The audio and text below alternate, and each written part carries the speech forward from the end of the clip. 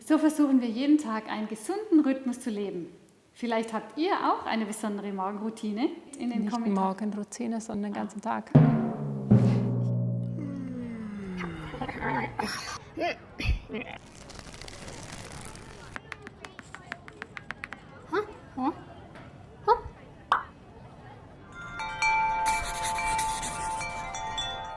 Liebe Lebenskünstler, ich bin Schwester Enrika. Und ich bin Schwester Franzi Marie und auf diesem Kanal, da sprechen wir mit euch über christliche Lebenskunst. Heute haben wir etwas Besonderes für euch und zwar A Day in the Life of Us. Wir sind jetzt schon fast ein Jahr online und ihr kennt uns vor der Kamera, aber wie sieht eigentlich unser Alltag sonst aus? Das wollen wir euch gern zeigen. Wenn es euch interessiert, bleibt dran. Wir wohnen in Schönstadt, das ist in der Nähe von Koblenz am Rhein. Wir sind kein Kloster, sondern hier gibt es mehrere Häuser, wo Schwestern von uns je nach Art ihrer Arbeit eingesetzt sind. Und inzwischen gehören wir zwei zu einem Haushalt. Wir wohnen und leben hier im Haus Marienland. Das ist das Provinzhaus der sogenannten dynamischen Provinz. Hier wohnen und arbeiten die Schwestern, die hauptberuflich in der Schönstadtbewegung tätig sind. Dieses Haus hat zwei Teile. Das ist gleichzeitig auch das Tagungszentrum Marienland. Also einfach ein Ort für Tagungen, Seminare, Weiterbildungen oder einfach auch Urlaubsaufenthalte. Das wir zusammen mit externen Mitarbeitern und Mitarbeiterinnen führen. Und Marienland ist vor allem auch das nationale Zentrum mehrerer Frauengemeinschaften in der internationalen Schönstadtbewegung. Und jetzt zur Sache. Beginnen wir mit einem auf YouTube fast schon inflationären Begriff, unsere Morgenroutine. Eigentlich beginnt sie ja schon am Abend vorher. Denn mit dem Gedanken, mit dem wir einschlafen, wachen wir am nächsten Tag auch wieder auf. Und deswegen ist der Start in den Tag so entscheidend für den weiteren Verlauf.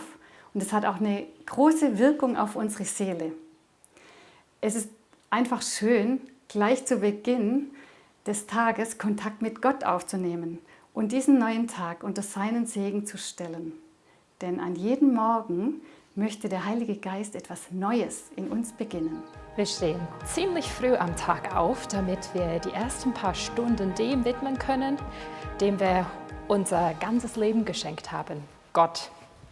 Und es tut echt so gut, mit Jesus und mit der Gottesmutter so auf den Tag zu schauen, der jetzt vor uns liegt, uns darauf einzustellen und uns innerlich vorzubereiten auf alles, was kommt.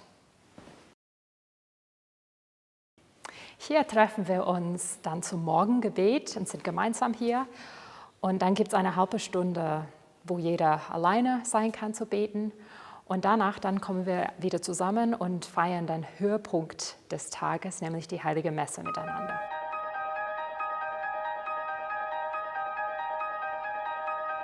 Und dann geht es zum Frühstück, hier in unserem Speisesaal. Das ist ja dann so die erste Familienzeit miteinander. Wir treffen uns 3-mal am Tag zu den Mahlzeiten. Und es ist die Zeit, wo wir uns austauschen können, einfach beieinander sein können, Neuigkeiten erfahren, was zu lachen haben. Und nach dem Frühstück geht jeder an ihre Arbeit. Und was machen wir so?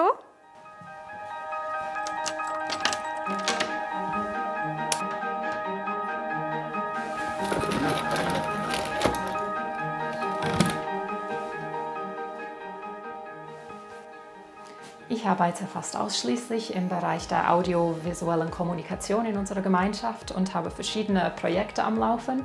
Eins davon kennt ihr ja, Jenseits des Gewöhnlichen. Für mich das bedeutet dann, Projekte zu planen, zu organisieren, durchzuführen, auch die ganze Dreharbeit. Alles, was Aufnahmen, Gestaltung, Fotos machen, auch im Nachhinein dann die ganze Post-Production, Schneiden, Tonbearbeitung. Das gehört mit in mein Arbeitsgebiet und ist so ganz mein Ding. Und zudem mache ich zurzeit auch ein Masterstudium berufsbegleitend. Das heißt, auch das Lernen ist Teil meiner Arbeit. Auch ich arbeite im Medien- und Kommunikationsbereich. Zum Beispiel bin ich mit in der Redaktionsleitung der Zeitschrift Moment von jungen Frauen für junge Frauen. Die erscheint 3-mal im Jahr mit 80 Seiten. Dann arbeite ich auch in verschiedenen Projekten mit jungen Erwachsenen. Wir machen zum Beispiel, bereiten das Jugendfestival Nacht des Heiligtums vor, das einmal im Jahr stattfindet, immer Anfang September. Das ist ein großes Projekt, zu dem ungefähr so 600 Jugendliche jedes Jahr kommen. Oder auch Missiones, Glauben, Leben. Das ist ein Projekt, mit dem wir mit einer Gruppe junger Leute in eine Gemeinde vor Ort gehen und dort Angebote machen, mit den Leuten ins Gespräch kommen über Gott und die Welt und auch Besuche machen von Tür zu Tür. Und das ist einfach eine moderne Form der Gemeindemission, in der wir neue Impulse setzen wollen und junge Kirche teilen, unseren Glauben teilen. In so einer Gemeinschaft gibt es auch Arbeiten, die wir uns aufteilen oder wir springen mal ein, wenn jemand gerade nicht kann, so zum Beispiel beim Spülen oder auch Putzen. Das hat auch den Vorteil, dass wir mal mit anderen Mitschwestern zusammenarbeiten können. Und dann können wir mitten am Tag unsere Arbeit unterbrechen, um ganz bei Gott zu sein im Gebet. Es nimmt man einer Schwester ja nicht übel, wenn sie Zeit haben will zum Beten. Und es ist schön, dann auch einen anderen Ort aufzusuchen, wie hier diese Kapelle zum Beispiel, und wirklich eine Auszeit bei Gott zu nehmen. Ganz da zu sein, zur Ruhe zu kommen, bei ihm zu verweilen und uns wieder neu ausrichten auf das, worauf es eigentlich ankommt. Das kann schon auch was kosten, die Arbeit liegen zu lassen und dann zu gehen, aber man spürt, dass die Seele wieder Atem holen kann. Und das ist sehr wohltuend. Was für uns auch sehr wichtig ist, dass wir einen guten Balance haben zwischen Beten, Arbeiten und auch Freizeit. Wenn man nur die ganze Zeit arbeitet, das rächt sich irgendwann. Deswegen, jeden Tag nehme ich mir etwas Zeit, einfach um zu entspannen.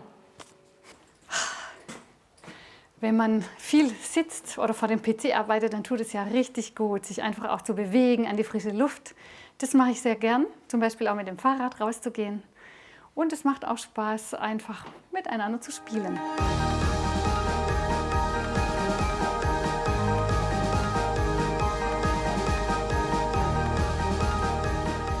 Müde bin ich, geh zur Ruhe. Oh. Wisst ihr, wie ich den Tag beende, ist genauso wichtig, wie ich ihn anfange. Und deswegen nehmen wir uns am Abend etwas Zeit, um alles wieder zurückzulegen in die Hände Gottes, nochmals auf den Tag zu schauen und auf die 3 S des Tages zu schauen.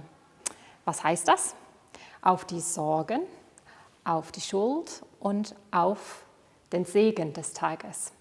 Das heißt, ich sage dem lieben Gott alles, was mir so auf dem Herzen liegt, die Menschen, für die ich Sorge trage oder alles, was mich irgendwie beschäftigt hat an dem Tag.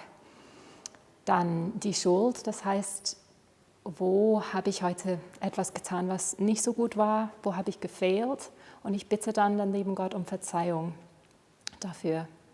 Und dann den Segen, meistens ist die Liste da lang, ich schaue dann auf das, was mir geschenkt worden ist an dem Tag. Das kann eine gute Begegnung gewesen sein oder ein gutes Gespräch oder auch einfach das schöne Wetter. Und mit diesem letzten Gedanken können wir dann ruhig einschlafen. Das eben dieser letzte Gedanke, der ja so entscheidend ist. Eine Mitschwester hat mir vor kurzem erzählt, sie hat gehört, man könnte dann noch ein kleines Lied singen, eine Strophe. Und mit dieser Melodie oder mit diesem Lied wacht man dann am nächsten Morgen auf. Und sie hat es ausprobiert und es war wirklich so. Sie hatte dieses Lied im Ohr, als sie aufgewacht ist. So versuchen wir jeden Tag, einen gesunden Rhythmus zu leben.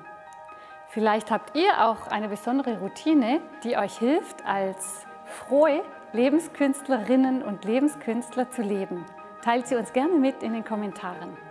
Und dann bis zum nächsten Mal.